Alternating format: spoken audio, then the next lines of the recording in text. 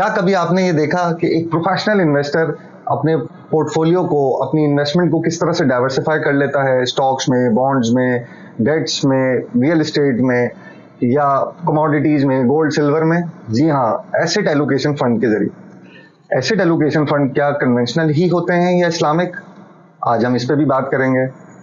ये asset allocation fund या balance fund में क्या फर्क है म्यूचुअल फंड का, इस वीडियो में आज उस पर भी तबसरा करेंगे। तो जुड़े रहिए आज की वीडियो के साथ। सबसे पहले अगर बात करें एसेट एलोकेशन म्यूचुअल फंड्स होते क्या है। म्यूचुअल फंड्स की कैटेगरी में एसेट एलोकेशन एक ऐसा प्रोडक्ट होता है जो आपके पैसे को, आपकी इन्वेस्टमेंट को ऑटो डाइवर्सिफाई कर देता है मुख्तलिफ एवेन्यूज में। आपका पैसा डाइवर्सिफाइड होता है डिफरेंट एसेट क्लासेस में और उसको फंड मैनेजर अपनी मार्केट कंडीशंस, अपनी एनालिसिस और आपकी रिस्क टॉलरेंस को सामने रखते हुए उसके उतार चढ़ाव को खुद मैनेज करता है, उसके प्रोपोर्शन को खुद मैनेज करता है। हमारी मौजूदा मार्केट में जो एसेट एलोकेशन प्रोडक्ट्स हैं वो मेनली दो प्रोडक्ट्स के ऑप्शन पे होती हैं, जिसमें से एक इनकम मार्केट होता है और दूसरा स्टॉक मार्केट होता है, यानी कि डेट सेगमेंट होता है और स्टॉक इक्विटी सेगमेंट होता है। और इसके प्रोपोर्शन को वो 60, 70, 80, 20, 70, 30 से सेल्फ मैनेज करता है बेस्ड ऑन द मार्केट और economic outlook. Asset allocation fund और बैलेंस फंड की क्या फर्क है? अगर हम इस पे देखें तो बैलेंस फंड का जो प्रोपोर्शन होता है वो भी इसी तरह से होता है, लेकिन वो फिक्स होता है। उसमें वेरिएशन का चांस या गुंजाइश कम होती है, यानी कि अमूमी तौर पे 50-50% में स्टॉक्स और 50% में आपका इनकम सेगमेंट होता है, डेट सेगमेंट होता है।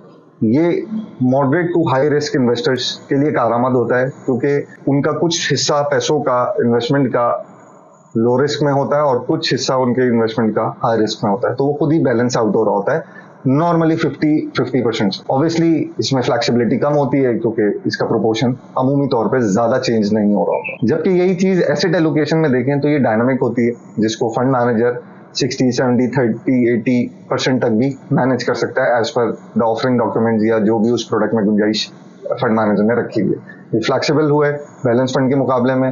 होते यही अमूमी तौर पे स्टॉक्स में और बॉन्ड्स में ही है, लेकिन प्रोपोर्शन चेंज होने की फ्लेक्सिबिलिटी मौजूद है। आमतौर पे इनकी मैनेजमेंट फी या फ्रंट एंड चार्जेस या अपफ्रंट चार्जेस या इन्वेस्टमेंट चार्जेस भी बैलेंस फंड के मुकाबले में ज्यादा होते हैं, क्योंकि इसमें कॉन्स्टेंटली फंड मैनेजर या एक्टिवली इसको मैनेज कर रहा होता है। कन्वेंशनल और इस्लामिक पॉइंट ऑफ व्यू से अगर एसेट एलोकेशन का फर्क देखें तो कन्वेंशनल एवेन्यूज या कन्वेंशनल प्रोडक्ट में वही एवेन्यूज होते हैं जिनको शरिया रूलिंग अवॉइड करती है। उसमें नॉन कंप्लाइंट स्टॉक्स भी आ गए, बॉन्ड्स, कमोडिटीज आ गई, या इंटरेस्ट बेयरिंग एवेन्यूज या इंडस्ट्रीज आ गई।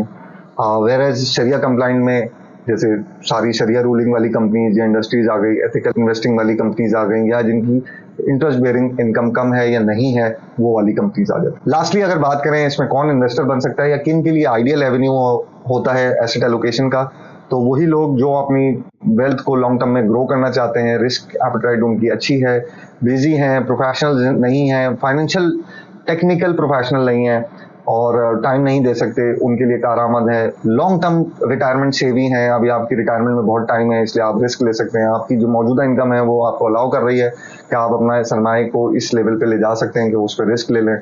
इसी तरह शरिया कंप्लाइंट जो कॉन्शियस प्रोडक्ट्स या इन्वेस्टर्स होते हैं उनके लिए भी इसमें ऑप्शन है। जो लोग नॉर्मली लोअर मॉडरेट से ज्यादा रिटर्न लेना चाहते हैं और बिल्कुल हाई साइड पे स्टॉक्स में नहीं जाना चाहते, उनके लिए बहुत कारआमद ऑप्शन बनता है। तो दोस्तों, अगर हम इस टॉपिक को कंक्लूड करें तो आज हमने देखा कि एसेट एलोकेशन फंड होता क्या है, एसेट एलोकेशन और बैलेंस फंड में क्या फर्क है, इस्लामिक और कन्वेंशनल एसेट एलोकेशन में क्या फर्क है, और किस तरह का सरमायादार इससे ज्यादा फायदा उठा सकता है या फायदा ले सकता है। अपने कमेंट से हमें अपनी राय से आगाह कीजिएगा। इस वीडियो को शेयर करना ना भूलें।